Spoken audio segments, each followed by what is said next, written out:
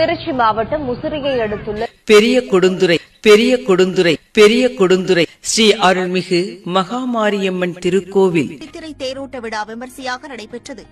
தூக்குத்தேர் நிகழ்ச்சியில் 1000க்கும் மேற்பட்ட பக்தர்கள் கலந்து கொண்டு சுவாமி தரிசனம் செய்து வருகின்றனர். இது குறித்த விரிவான தகவல்களை எமது செய்தியாளர் சதீஷ்குமார் வழங்க கேட்கலாம். வணக்கம் சதீஷ்குமார், விரிவான தகவல்களை சொல்லுங்க. திருச்சி மாவட்டம் முசிறியை அடுத்துள்ள பெரிய கொடுந்துறை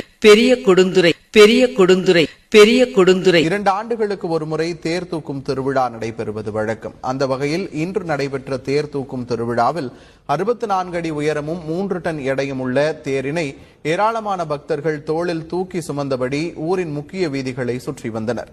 இந்த திருவிழாவில் திரளான பொதுமக்கள் பங்கேற்று சுவாமி தரிசனம் செய்தனர்.